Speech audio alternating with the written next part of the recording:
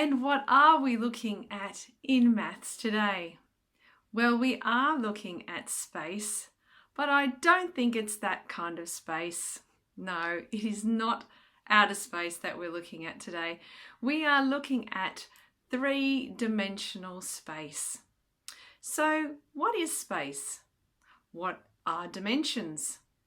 Do you remember? Well, how about we remember together? All right, let's have a look.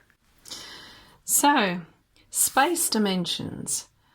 To start, we have 1, 2, and 3 dimensions. So we abbreviate that and put 1D. What is an example of one dimension, or can you describe it? That's great. So it is basically a line. So something that is in one dimension. It can go in two directions, but it is one dimension. It is one line. Now, 2D. Can anyone give me a description or example of a 2D, a two-dimension? Yes, that's right. You could have all of those.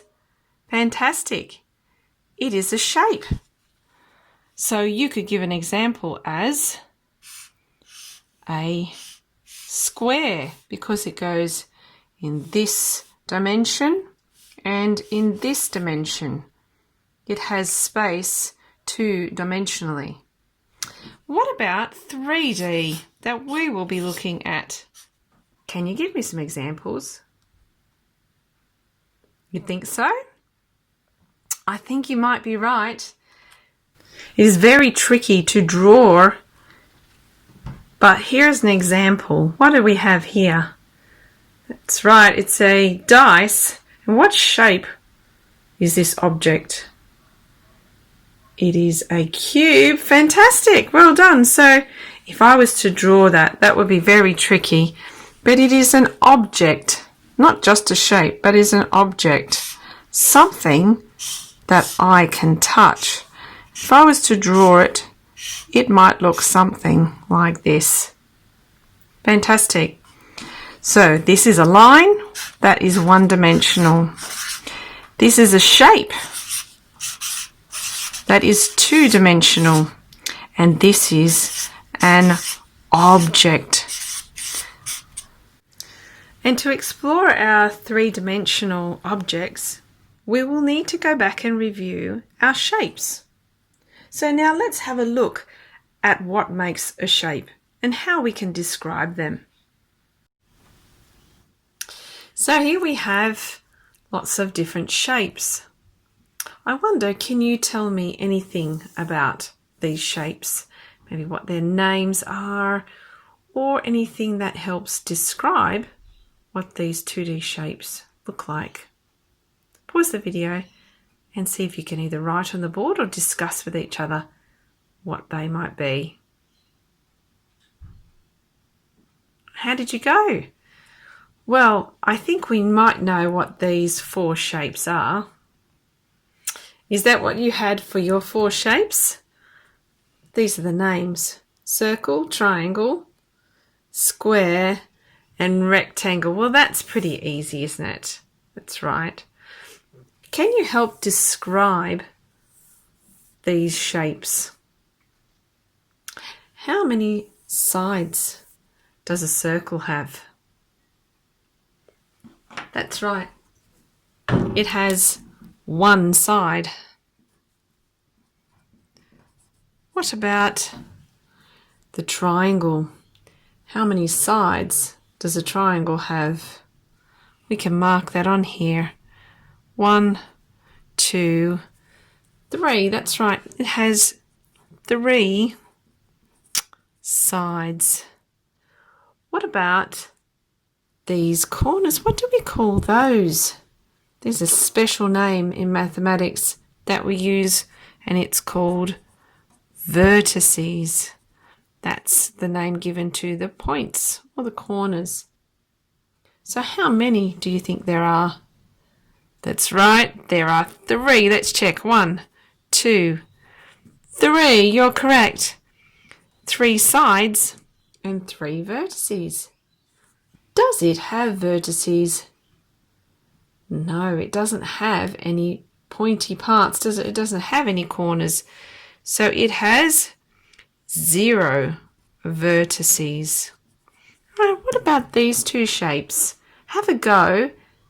Pause the video and see if you can have a go at showing what sides and vertices these both have. So, did you get 4 sides? You did? And 4 vertices.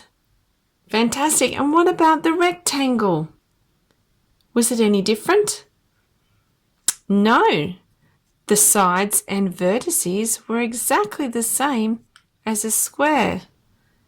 It's just the shape that is different, the length of the sides. What about these 3 shapes that we have here? I wonder if figuring out what number of sides and vertices might actually help us to remember and figure out what the names are for these shapes. All right, pause the video again and maybe I will do the same and write in the numbers as you have done here, counting the sides and vertices. So how did you go? Did you find that there were 5 sides and vertices for this one, 6 for this shape, and 8 for this shape? You did? Well, that was pretty tricky.